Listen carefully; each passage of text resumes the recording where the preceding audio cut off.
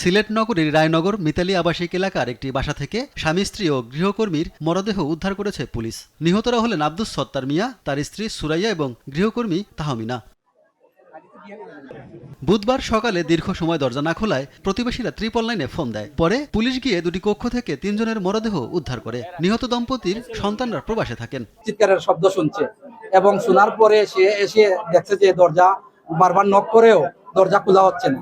নিচে এসে দেখি যে বারান্দার দরজা খোলা এবং নিচে রক্তের দাগ।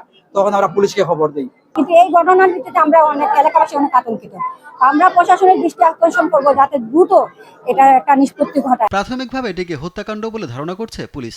ঘটনার কারণও জড়িতদের শনাক্তে তদন্ত চলছে। কক্ষগুলি আছে এখানে, আলমারি এবং এই ওয়ার্ড্রোব যেখানে আছে, এই আলমারি এবং ওয়ার্ড্রোবতে ওগুলো যে খোলা, মনে হচ্ছে যে এখান থেকে মূল্যবান সামগ্রী এখান থেকে সরানো হয়েছে। এইটা একটা মোটিভ হইতে পারে। যখন মূল্যবান সামগ্রী এগুলি সরানোর বিষয় থাকে, ডাকাতির একটা মোটিভ হইতে পারে। অথবা এখানে এই সাধারণত হলো যে ওই অনেক সময় জমা জমি নিয়ে এইসব নিয়ে এই সমস্যা, এই ঘটনাগুলি দেখা যায়। এইটাকে এখানে কোনো পূর্ব বাড়ি নিয়ে কোনো সমস্যা আছে কিনা, পূর্ব কোনো শত্রুতা আছে কিনা, এইটা আমাদের খতিয়ে দেখার বিষয়। এদিকে খুলনার রূপসায় ইটভাটায় ঢুকে ফখরুল শেখ নামে এক যুবদল কর্মীকে গুলি করে হত্যা করেছে দুর্বৃত্তরা। মঙ্গলবার দিবাগত রাত 1টার দিকে নৈহাটি ইউনিয়নের কিসমত খুলনা গ্রামের একটি ইটভাটায় এ ঘটনা ঘটে। স্বজনরা জানান, চুরির ঘটনা ঠেকাতে ফখরুল মাঝে মধ্যে ইটভাটায় রাতে পাহারা দিতেন। স্থানীয়রা জানান, গুলির শব্দ পেয়ে ঘটনাস্থলে যান তারা। পরে গুরুতর আহত অবস্থায় হাসপাতালে নিলে চিকিৎসক তাকে মৃত ঘোষণা করেন। দুর্বৃত্তদের সন্ত্রাসীদের গুলিতে এসে একদম জায়গায় হয়ে গেছে, ডেড হয়ে গেছে। তখন আমরা তো ভেঙে পড়েছি, এক